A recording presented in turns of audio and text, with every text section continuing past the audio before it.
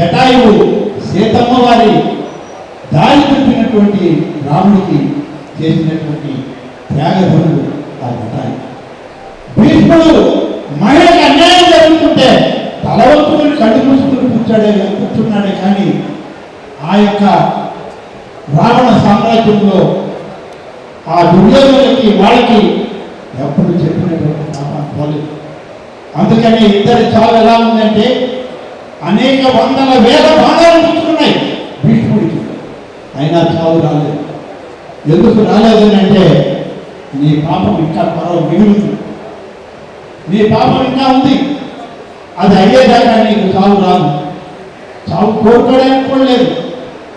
బాణపు మొనల మీద ఆయన శరీరం చివరి రోజు చివరి క్షణం వరకు జటాయుడు రాముడికి వార్తను అందించి ఆ వార్తను అందించిన తర్వాత తను చాలించింది.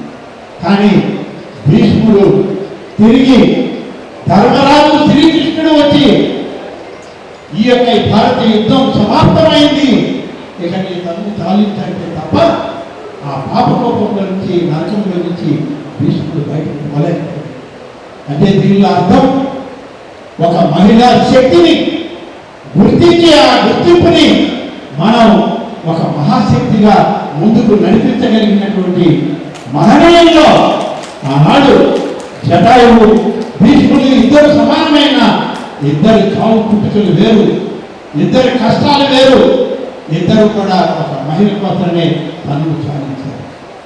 ఇవాళ మహిళా శక్తిని గమనించి గుర్తించినటువంటి మహానుభావులు ఎవరంటే కూటమి నాయకులు నారా చంద్రబాబు నాయుడు గారు, పవన్ కళ్యాణ్ గారు, నరేంద్ర మోడీ గారు.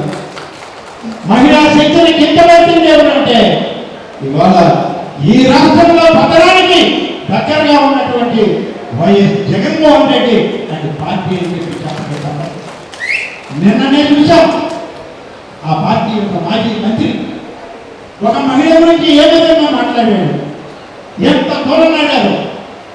వాక్యం మాట ఎలా ఉన్నా ఒక మహిళ గురించి మాట్లాడేటువంటి మాటలు అనేక రకాలుగా ఉంటాయి.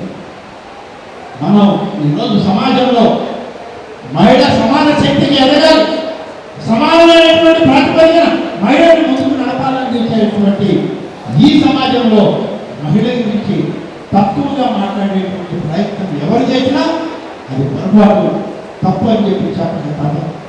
కాబట్టి ఈ సభ ఇటీవల జరిగినటువంటి మహిళల మీద జరిగిన దౌర్జన్యాలు, మహిళల పట్ల మాట్లాడినటువంటి అమానుషమైనటువంటి వ్యాఖ్యలని ఏకోముఖంగా మనం ఖండిస్తున్నాం, ఖండించాల్సిన అవసరం ఉంది అని చెప్పి నేను